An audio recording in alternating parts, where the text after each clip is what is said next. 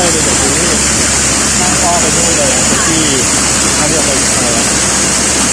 ที่เขาเรียกที่หอยแล้วก็ไปหาอาหารทะเลนั่นเลยหากันทุกวันแล้วก็มีให้เด็กไปลงไปเก็บบนไถ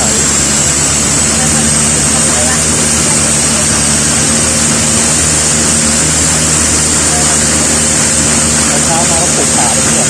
ปลูกกระต้นด้วยแหละแล้วก็ปลูกไปเรื่อยๆที่มันว่ามาแล้วก็ปลูกไปเรื่อย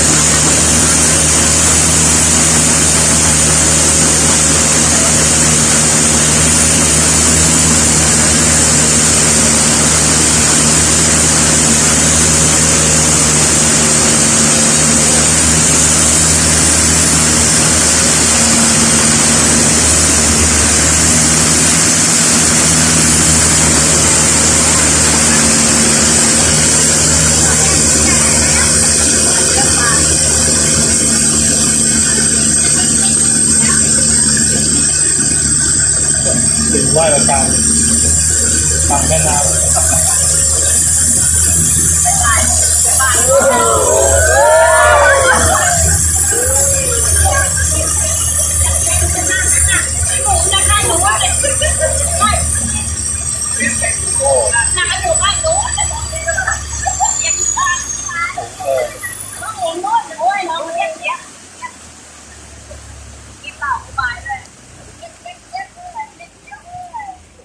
น้องเปียกเลยไปตายยัง